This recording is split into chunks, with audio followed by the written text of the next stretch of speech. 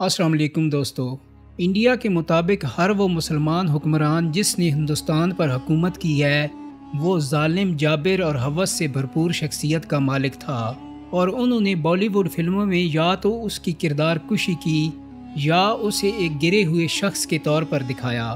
اس کی ایک مثال فلم پدماوتی ہے، جس میں علاؤالدین خلجی کا کردار تاریخ کو مسخ کر کے ایک گھنونے کردار میں پیش کیا گیا۔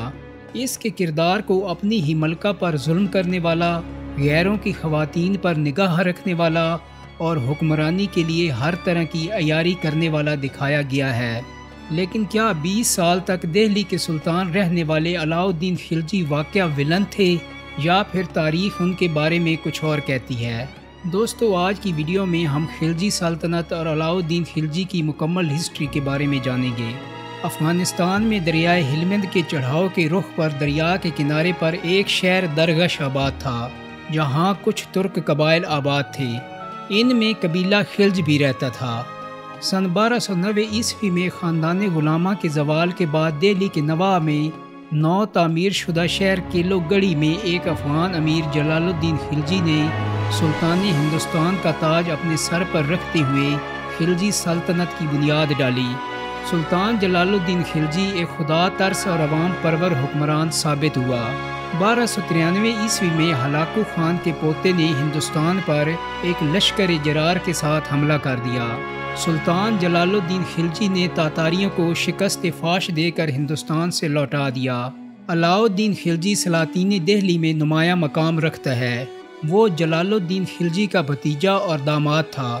جلال الدین اپنے معتمد امیر اور سالار کی حیثیت سے علاؤالدین کو مختلف مہمات اور بغاوتوں کی سرکوبی کے لیے بھیجتا رہتا تھا۔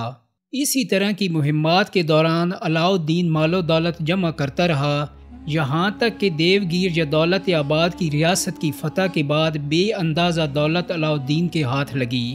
دولت کے بلبوتے پر اس نے جلال الدین خلجی کے کئی امراء اپنے ساتھ ملا کر اپنے چچا کا تختہ الٹ دیا اور اسے قتل کر کے 1296 عیسوی میں دہلی کا سلطان بن بیٹھا۔ علاؤالدین خلجی کا اپنے چچا کو قتل کر کے تخت و تاج کا حصول تو مناسب نہیں، مگر اقتدار کی جنگ میں یہی کچھ ہوتا چلا آ رہا ہے۔ سلطنت کے حصول کے لیے برادر کشی کی روایت ہندوستان کی تاریخ کا حصہ ہے۔ ہندوستان کا ولی صفت سمجھا جانے والا بادشاہ اورنگزیب عالمگیر 5 سال تک سلطنت کے لیے اپنے بھائیوں سے لڑتا رہا اور آخرکار اپنے 3 بھائیوں کو قتل کر کے شہنشاہ ہند بنا۔ اس سے پہلے اورنگزیب عالمگیر اپنے والد شاہ جہاں کو بھی 7.5 سال نظر بند یا قید کر چکا تھا۔ اسی شاہ جہاں نے اپنے والد جہانگیر کے خلاف کی گئی بغاوت کی معافی حاصل کرنے کے لیے اپنے کم سن بیٹوں اورنگزیب اور دار شکوہ کو بطور ضمانت ملکہ نور جہاں کے پاس رکھوایا تھا۔ اورنگزیب کا جد امجد ہمایوں بھی اپنے بھائی مرزا کامران سے سالوں تخت کی لڑائی لڑتا رہا تھا۔ سلطان علاؤالدین خلجی اپنے پیش رو سلطان جلال الدین خلجی کی نسبت ایک نہایت سخت گیر حکمران ثابت ہوا۔ اقتدار حاصل ہوتے ہی پہلے تو اس نے جلال الدین کے خاندان کا خاتمہ کیا اور جلال الدین کے بیٹوں اور داماد کو اندھا کروا دیا۔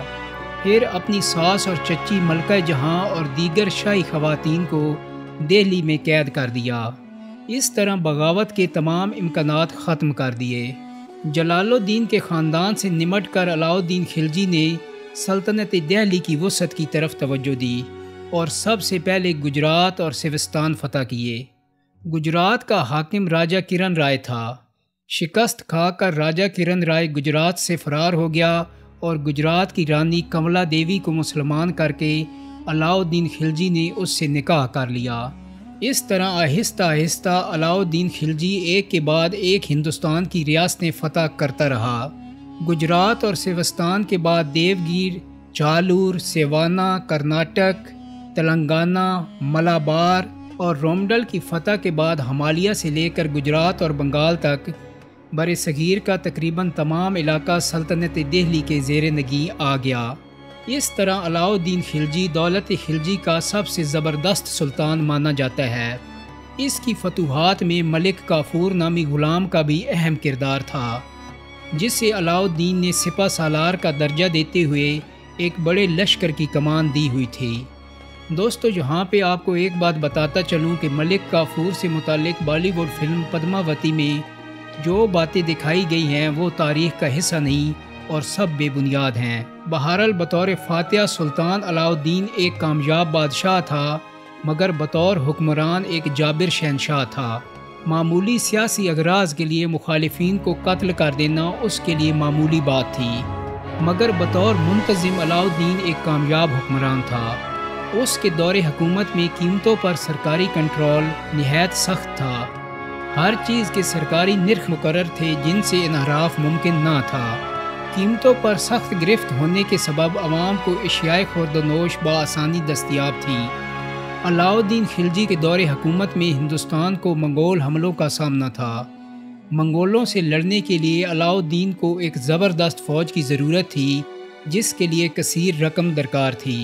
علاء الدین کے مشیروں نے اسے عوام پر ٹیکس عائد کر کے فوج کے لیے سرمایہ جمع کرنے کا مشورہ دیا، مگر علاء الدین خلجی نے کہا کہ ہندوستان کی عوام پہلے ہی مشکلات میں گھری ہوئی ہے، ایسے میں مزید ٹیکس کی ادائیگی ان کے لیے دشوار ہوگی۔ چنانچہ فوجی ضروریات پوری کرنے کے لیے علاء الدین خلجی نے ایک مکمل مالیاتی پالیسی تشکیل دی۔